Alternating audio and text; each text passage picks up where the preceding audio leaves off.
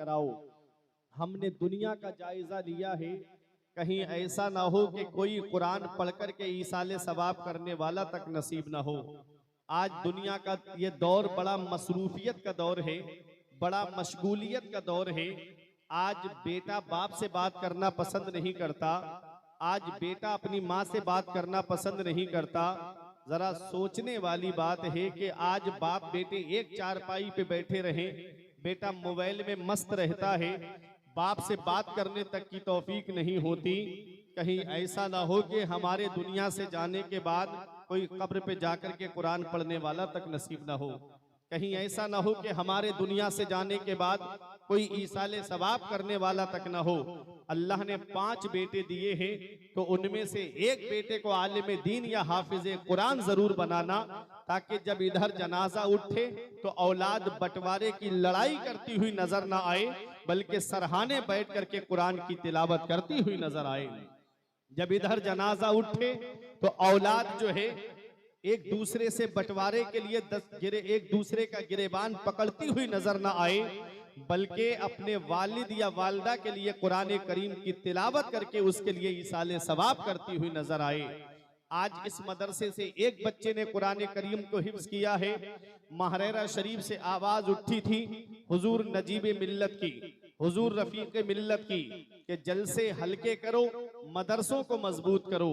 जब मदरसे मजबूत होंगे तब तुम्हें आलिम दीन भी नसीब होंगे, जब मदरसे मजबूत होंगे तब तुम्हें हाफिजे कुरान भी मिलेंगे, जब मदरसे मजबूत होंगे तो वाज सुनाने के लिए तुमको वाइजीन भी मिलेंगे, मदरसे मजबूत होंगे तो मुसल्ले पे खड़े होने के लिए काबिल इमाम भी तुमको नसीब होंगे।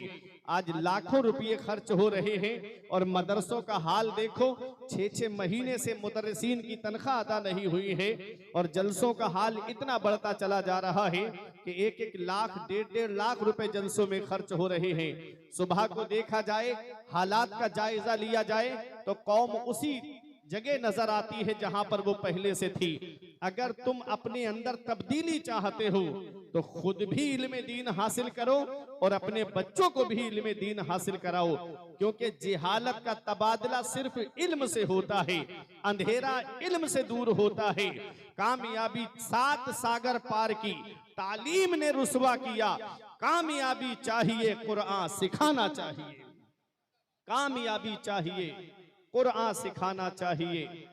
मेरे आका हुजूर सल्लल्लाहु अलैहि वसल्लम ने इरशाद फरमाया, कयामत के दिन अल्लाह हाफिजे कुरान को बुलाएगा।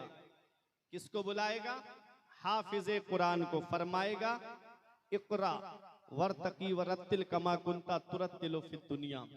तू कुरान की तिलावत कर, ठहर ठहर के पढ़, आराम से पढ़, तजवीद के साथ पढ़। इन्ना मंजिला का इंदा आखिर आयतिन तकराऊहा।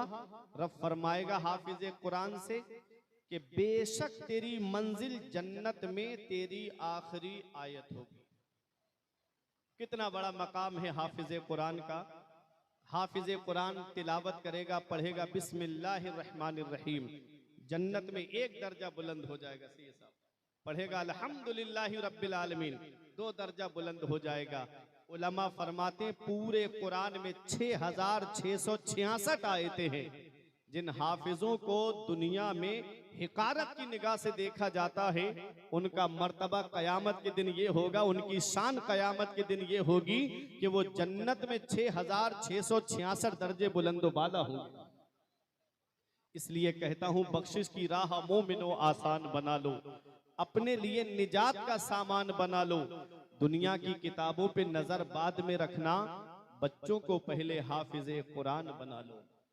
ये तो हाफिजे कुरान की शान है कि 10 ऐसे लोगों की बाअमल हाफिजे कुरान शफात कराएगा जिनके ऊपर जहन्नम वाजिब हो गई होगी। आलिम की शान क्या है?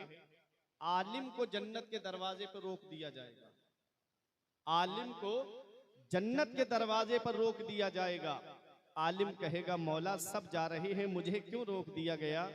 रब फरमाएगा, तूने दुनिया में इस्लाम की खिदमत की है। हाफिज के लिए कैद है कि वो 10 ऐसे लोगों की शफात करे जिन पर जहन्नम वाजिब हो गई है। हाजी के लिए कैद है कि वो 70 ऐसे लोगों की शफात करे बाअमल हाजी जिन पर जहन्नम वाजिब हो गई है। आलिम के लिए कोई कैद नहीं होगी। रब फरमाएगा तू जितनों को चाहता है उतनों को बख्शवा के जन्नत में ले जा। नारे तकबीर, ये आलिम का मकाम है, नारे रिसालत, ये आलिम का मर्तबा है, ये आलिम की शान है। इमाम हसन फरमाते हैं लौलल उलमाउ लसारन नासु मिसलल बहाइम, अगर आलिम ना होते तो कौम जानवरों की तरह हो जाती। अगर उलमा ना होते तो कौम जानवरों की तरह हो जाती। अल्लाह अकबर। अगर आलिम ना हो तो नमाज पढ़ने का तरीका कौन बताएगा? अगर आलिम ना हो तो हज करने का तरीका कौन बताएगा? अगर आलिम ना हो तो ज़कात का जो मुस्तहिक है वो कौन किसको बताएगा? अगर आलिम ना हो तो दीन के कहां काम में पैसा खर्च करना है ये तरीका कौन बताएगा? अगर आलिम ना हो तो किसके पीछे नमाज पढ़ना जायज है और किसके पीछे नमाज पढ़ना जायज नहीं है ये कौन बताएगा? लौलल उलमाउ लसारन नासु मिसलल बहाइम, अगर आलिम ना होते तो कौम जानवरों की तरह हो जाती। मेरे आका हुजूर सल्लल्लाहु अलैहि वसल्लम ने इरशाद फरमाया फकीहुन वाहिदुन अशद्दु अला शैतान मिन अल्फ आबिद, एक आलिम शैतान पर 1000 आबिदों से ज्यादा भारी है। शैतान 1000 आबिदों को बहका सकता है लेकिन एक आलिम को नहीं बहका सकता। और मैं आपको बता दूं, आखिरी बात, अपनी जगह बैठने जा रहा हूं। मैंने जब देखा कि इस उर्से पाक में पिछली साल भी एक बच्चे की दस्तार हुई थी और इस बार भी एक बच्चे की दस्तार हुई है, तादाद से कुछ नहीं, लेकिन एक बात मैं आपको बताऊं, ये फैजान है साहिबे उर्स का, ये फैजान है, वरना दस्तार तो किसी और मौके पर भी हो जाती, ज्यादातर शाबान के मौके पे होती है, लेकिन उर्से पाक के मौके पे ये दस्तार होना ये इस बात का इशारा कर रही है कि इनको साहिबे मजार ने अपनी बारगाह में पसंद कर लिया है। आलिम दीन शेख सादी अलैहिर्रहमा फरमाते हैं बगैर अमल का आलिम बगैर फल के दरख्त की तरह है और बगैर इल्म का आबिद बगैर दरवाजे के घर की तरह है। जिस घर में कोई दरवाजा लगा हुआ ना हो, जो चाहे वो अंदर आए, जो चाहे वो बाहर चला जाए, ऐसे ही ऐसा आबिद के पूरी पूरी रात इबादत करता है, इल्म नहीं है उसके पास में, कभी भी शैतान उसको बहका सकता है।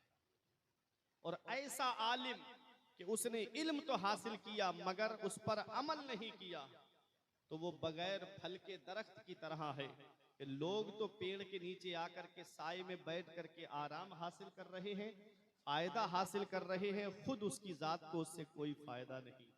तो आलिम बनो तो बाअमल आलिम बनो, हाफिज बनो तो बाअमल हाफिज बनो।